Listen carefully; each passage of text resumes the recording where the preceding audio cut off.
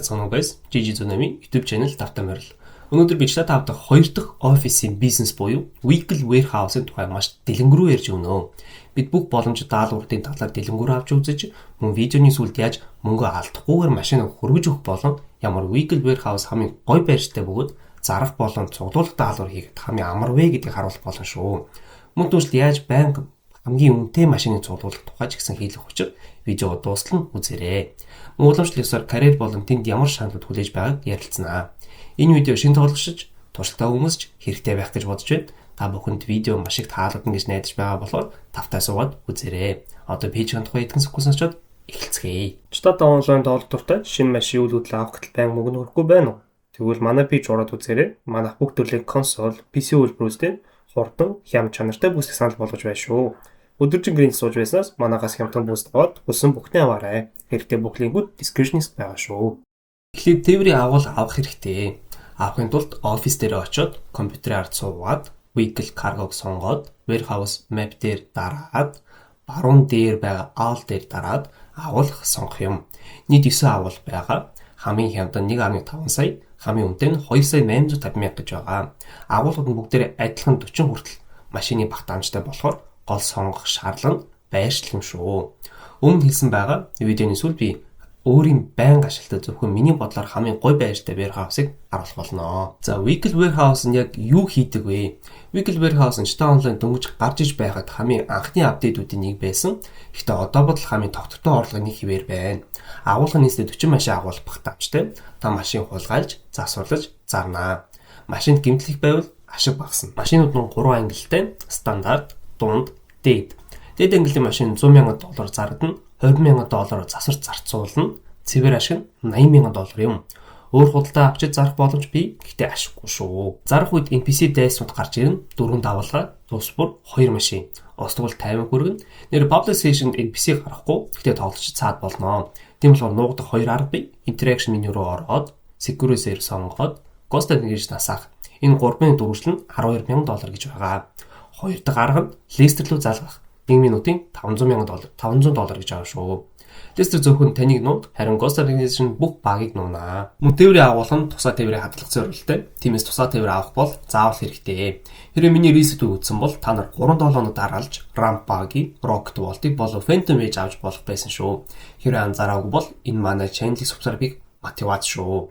Бид 7 хоног болон шинэ даалгавар болон зөвлөдийн тухай reset хийж байгаа. За, одоо даалгавруудын төлрүүд рүү оръё. Гэхдээ нэг сануулгах зүйл би ганцаараа тоглож байгаа үед гарч ирдэг даалгавруудыг харуулж байгаа шүү. Хэрвээ найзтайгаа нэг багт байгаа бол даалгаврууд нь өөр байж магадгүй бөгөөд илүү их цагдаа болон төрлүүд нь өөр байж болно шүү. Мөн түншлэн машин хулгаасны дараа 5 минутын кул даунтай шүү. Энэ үедээ нэг карго хулгайлаад аваад ирж болно. Хэрвээ карго warehouse-ын тухай мэдэхгүй бол манай өмнөх видеог сонирхоод үзээрэй. За, одоо даалгавруудыг авч үзье. Би тэдгээр 3 төрөлд хуваасан. Хялбар даалгаврууд, цагдаа оролцсон даалгаврууд, мөн цагийг эздэг даалгаврууд. Хялбар даалгаврууд хамгийн олон тохиолддог шүү. Та зүгээр очоод хүнийг устгах, эсвэл машиныг хулгайлаад агуул руу хүрэх хэрэгтэй.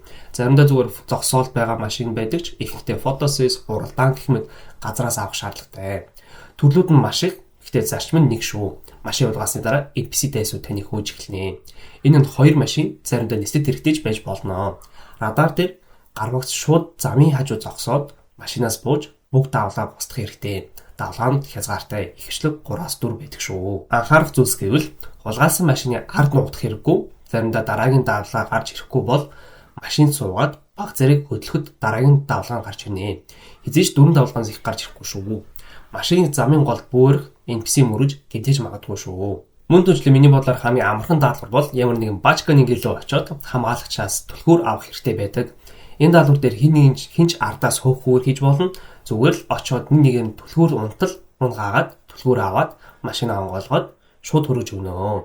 За, одоо цагдаатай даалгаврууд руу оръё. Нэг төрлийн даалгавар дээр ассистент бүх юм зүгээр машин зогсож байгаа. Очоод аваад ирэхэд болно гэж хэлдэгч үндэ хэрвээ мапыг нэгэд харуул машин замын хажуудыг хөдлөх гээд байгаа юм шиг зогсож байгаа.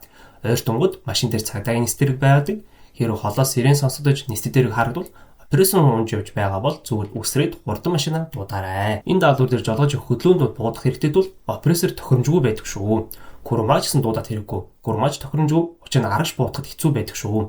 Зүгээр л өөртөө байгаа хурдан машин дуудаад очиход болно. Дараа нь таныг цагдаа хөөжиглөн хамгийн чухал нь машиныг авах хүртэл цагдаагаа арилгахгүй шүү. Машин суусны дараа листер рүү залгаад цагдаа нараас салаарай. Тэгэхгүй бол машин суунгууд дахиад цагдаа нь өгнө. Харин листер кулдаунд орсон байна шүү. Мэдээж шууд bribe authorities хийж болно. Гэхдээ листер $400 харин bribe authorities 15,000 шүү. Зарим хялбар даалгавар дээр цагдаа хөөж эхэлж болно. Жишээ нь хөдөлгөөнтэй машин дээр энтгэхэд тийм үед замыг нь урьдчилан таамаглаж очоод хэрэв оператортой бол буугаад жолоочийг буудаад машиныг авсан дараа листерээр одыг арилгаад үргэнэ. Өөр нэг төрлийн даалгавар дээр ассистент чинь залгаад машиныг ямар нэгэн осолтой холбоотой гэж хэлнэ. Энэ үед машиныг цагдаа нар бүсэлсэн байдаг. Энэ тохиолдолд урьдчилан листер рүү залгаад од гармагц шууд арилгаад машин аваад явж болно. Энэ үед цагдаа нар та нарын машиныг хамгаалж байсан гэдгийг ойлгоод зүгээр л яваад өгнө. Мөн ассистент чинь машины жолооч согтуугаар бариад цагдаа нар зогсоосон байгаа. Эсвэл нэг тиймэрхүү юм хэлнэ. Цагдаа зогсоосон л гэвэл ийм даалгавар байдаг шүү. Яг адилхан урьдчилан листерээ бэлдэж од гармагц арилгаад машиныг авнаа.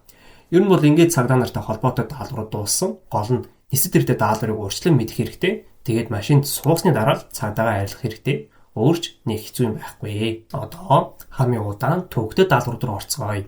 Хамгийн ядраатад усан дээрх машин хулгайлах ийм даалгавар хоёр байршилтай. Нэг нь Ford Zancudo дээр байдаг, нөгөөх нь Newsy түүш тавд байдаг карго бобыг хулгайлах хэрэгтэй. Өөрийн карго боб юм уу Iron Mold дуудах хэрэггүй. Бага газараас нь зүгээр хулгайлж болно. Хулгайлчаад тэндээсээ холсны дараа л цагдаагаа арилгана шүү. Машиныг үргэсний дараа дайсууд гарч ирж буудана. Энэ өдөр Rockstar биднийг дор ээж хоёулаа байна гэж бодож байсан баг. Тэр үед хоёр дахь тоглогч нь буудаж нисэд тэргүүдийг унгаах хэрэгтэй. Гэтэ би ганцаараа та нар ихэнх ч гэсэн ганцаараа тоглоно гэж бодож байна. Тийм болохоор хамгийн зөв арга нь машины зам дээр буулгаад карго бобосоо гараад дайснууд устгаад энд мөн л адил 3-4 давлгаа байна шүү. Дараа нь машина санаа зовох юмгүй рүүж өгнө. Дараагийн даалгавар дээр ассистент чинь жижиг сөөвөлт гангстеруудыг дурсдаг эсвэл ямар нэгэн машиныг мөрдөх хэрэгтэй гэж хэлнэ. Энэ тохиолдолд бид Курумаг даах хэрэгтэй бөгөөд тэр бидийг гангстеруудаар хүрээлэгдсэн машин руу аваачнаа. Та очоод Курумаг харах үед тоглоом анзаардахгүй зай барай гэж хэлнэ. Гэтэ үүндээ эсрэгээр нь аль болох хурдан өөрийгөө анзааруулаарай. Очоод шууд ардаас нь мөрөг.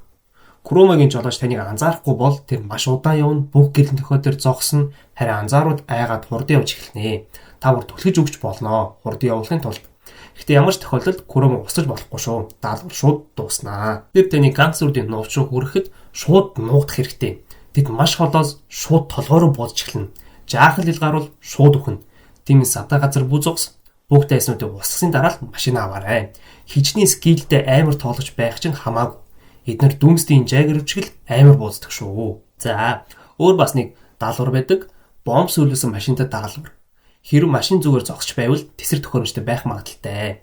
Энэ нь тодорхой хурдыг хадгалж явах хэрэгтэй. 2 минутын дараа ассистент чи өөрхөн телепатик хүчээрээ яаж ч бомбыг нь салганаа. Ийм үед сандалгүй ийш тийш явж машинаа мөргөөд байлгүй шууд агуулт руугаа чиглээд ойр хавьд нь тойроод яваал байгаарэ. Газрын зураг сайн мэдэхгүй бол өөрчлөө агуулгах дээр тэмдэг тавиарай. Учир нь бомб дуугарч эхлэх үед шар цэг нь алга болдог шүү. Мөн сүүлчийн ярих хэрэгтэй даалгавар гэвэл зураг ашиглан машин олгох. Энэ үед security service мэдээлэл ирдэггүйгээр танигдж болно.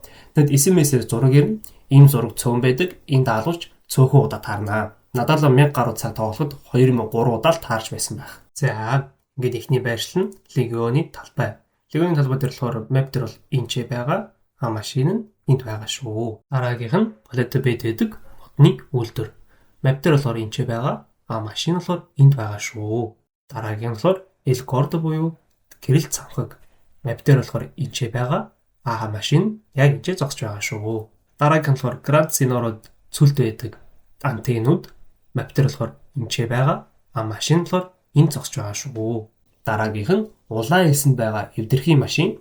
Энэ нь Sandy Shores яг энд байгаа. Машин яг хажууд нь энд та нар хүлээгээд зогсож байна. Дараагийнх нь Clackenbell бэрэмдэх дахианы хөшөө. Энэ хэрэв манай Clackenbell Raid-ийн видео үзээд хийж байсан бол мэдэх байх. Энэ яг энд Palette Bay байгаа. Машин яг хажууд нь зогсоол дээр зогсож байгаа. Дөрөв дэх зураг нь Vespucci далайн ирэг дээр сонин төмөр баримл. Энэ яг энд Vespucci дээр байлж байгаа.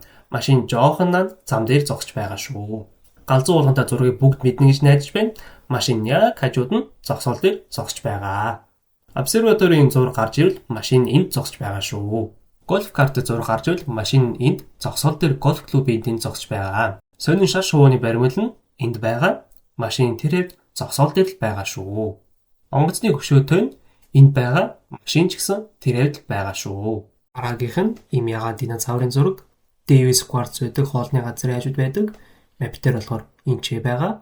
Машин болохоор энд байгаа шүү. Мөн сүүлжийнх нь мочингийн хөшөө. Энэ яг энд палетэ бийн ой модны хажууд байрладаг бөгөөд машин ч гэсэн яг хөшөөний дор байгаа. За, одоо яаж банк хамгийн үнэтэй машин авах вэ? Маш амархан нийт стандарт рейнжийн 10 машин цуглуулад 10 mid рейнжийн машин цуглуулад 12 топ рейнжийн машин цуглуулах хэрэгтэй. Ингээд нийтдээ 32 машин болох ёстой. Гол нь бүх машин өөр байх хэрэгтэй шүү. Жишээлбэл 2 тампа цуглуулчвал нэгийг зараад дахиад нэг стандарт өөр машин олох хэрэгтэй гэсэн үг. Ингээд 32 машинтай болсны дараа нэг топ рейнжийн машинаа сонгоод зарах хэрэгтэй. Хэрэг мэдгүй байвал зүгээр л T20-ыг зараарай. Хэрэг байгаа бол хэрэг байхгүй бол ямар нэг өөр машин гэсэн үг. Гэхдээ ганцхан топ рейнж их шүү. Ингээд зарсны дараа дараагийн машин хулгайлах даалгавар чинь ганцхан T20 эсвэл зарсан машин чинь гарч ирнэ. Ингэснээр банк топ рейнжийн машин олоод зараад байж болно шүү. Хэрвээ яаж зарахаа мэдэхгүй бол Vehicle Warehouse руу ороод дотор нь байгаа компьютер дээр суугаад машинаа сонгоод экспорт дээр дараад Specialist Dealer-ыг сонгоод машинаа tuning хийгээд машиныхаа өнгө дуу номеруудыг солих хэрэгтэй. Хэрвээ залхуурахгүй бол өөрийнхөө хүснээр хийж болно. Хэрвээ аль бол хурдан хийх бол хамгийн ихний сонголтуудыг дараад явж болно. Яаж тоглох нь ерөөсөө хамаагүй шүү. Мөн түнчлэн машин зарсны дараа 20 минутын кул даунтай. Тийм болохоор энэ хугацаанд машинаа дахин хулгайлаад авчаад иж болно. Эсвэл карго цуглуулах, эсвэл өөр юм нэг зүйл хийж байхад яггүй болно. Мөн түнчлэн коллекционерууд байдаг. Гэтэ хэрвээ ганцаар тоглож байгаа бол энийг хамаагүй. Энэ яадаг вэ гэхээр ер нь ямар нэгэн тодорхой машин цуглуулад хөргөж өгвөл нэмэлт бонус авнаа. Гэтэ багада 2 машин хөргөж өгөх хэрэгтэй байдаг болохоор доорож өөрөөс чинь гадна өөр нэг хамтарч байж машинд хөргөж өгнө шүү. Бонус нь ч гэсэн баг. Тийм болохоор нэг хэрэггүй. Одоо миний болоор хамгийн OP бол хамгийн янзын тээврийн агуулга болон машиныг гэмтэлгүй зарах аргын талаар ярьж өгье. Би өөрөө Lamessing Vehicle Warehouse ашигладаг. Яагаад вэ гэвэл ийшээ ирэх нь амар, мөн хоёр хажуу талдаа хурдны замтай. Мөн түншлээ эдээс ямар ч гэмтэлгүй машинаа хөргөж өгч болно. Та нар зарах үедээ ингэж яваад